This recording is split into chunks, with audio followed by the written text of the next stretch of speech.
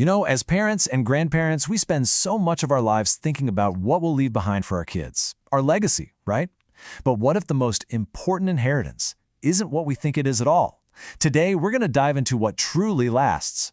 So I want you to really think about this for a second. After all those years of hard work, the long hours, all the sacrifices you made to give them a good life, what do you think they'll actually remember most about you? What's the one thing that's really going to stick? It's so easy for us to tally up our contributions, right? The hours we worked, the toys we bought, keeping the lights on. We see those as the big things. But here's the twist. A child's memory, well, it just doesn't work that way. It's not the what they remember, it's the how. How you made them feel. That is the real legacy, the thing that lasts a lifetime.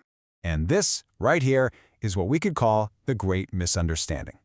It's this massive gap, between what we pour all our energy into providing for them and what they actually feel, and what ends up sticking in their memory. Okay, let's try something. Think back to your own childhood. Seriously, can you list every single gift you got for your 10th birthday? Probably not, right? But I bet you remember the feeling of your childhood home. Did you feel safe? Did you feel like someone was actually listening when you talked? Was it a calm place, or was it always kind of tense? See, those feelings, that's the stuff that memory is built on. So, what's going on here? Why do feelings have this incredible staying power, way more than just facts or objects? Well, it's not just us being sentimental. There's actually some real science to it. It all comes down to the way our brains are wired. It's a concept called emotional memory, and what psychologists have found is pretty amazing. Basically, when you have a memory that's tied to a strong emotion, joy, fear, that feeling of being safe, your brain puts a big, bright, important sticker on it. It gets stored way more securely than some random neutral event. It's like the difference between writing something in pencil versus permanent marker. And this quote just nails it, doesn't it? Children don't measure love by value. They measure it by presence. They're not using dollars and cents to measure love. They're using a totally different currency. Which brings us right to this idea, the currency of presence. Think about it. If feelings are the things that get saved, then being fully present with someone, that's how you make the biggest, most valuable deposits into their memory bank. Just look at this. This makes it so crystal clear. A kid isn't going to remember who exactly bought the bicycle, but they will never forget who was running alongside them, hand on the back of the seat, yelling, "You got this, keep pedaling." That feeling, unforgettable. And it's the same with a gift's price tag versus the feeling of being genuinely praised, or, the sting of being ignored.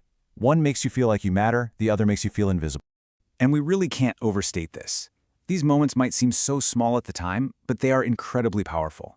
They're not just little, fleeting interactions. Nope, they're literally the building blocks for how a person sees themselves and the world for the rest of their lives. Now here's the tricky part, and it's something we have to be really gentle with ourselves about. None of us ever wants to cause hurt. Of course not. We're just tired. We're stressed, overwhelmed by grown-up stuff. The problem is, a child can't see any of that context. They don't know you had a terrible day at work. All they know, all they feel is the energy you bring into the room in that one moment. So think about it from their little perspective. When a voice gets raised, they don't think, "Oh, Dad's had a long day." They think, "I did something wrong. I'm the problem."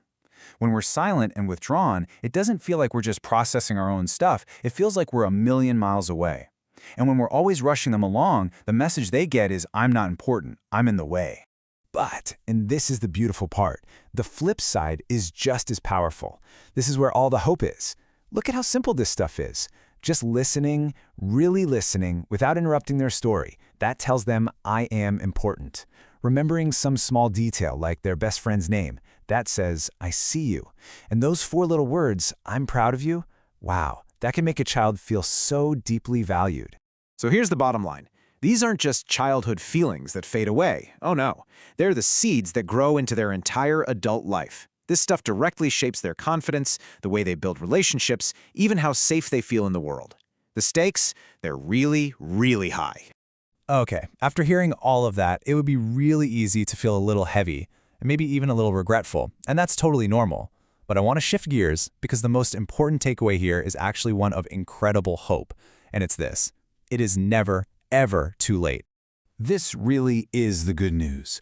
What's done is done, right? But today, right now, is a brand new opportunity. The way you make your adult kids or your grandkids feel today, that still matters so much.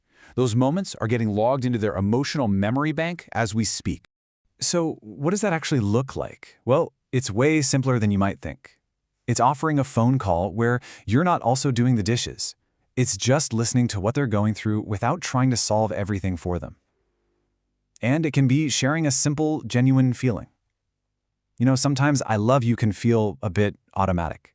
But saying something like, you know what, I just really enjoy you. That's different. That lands. And really, that's the whole secret.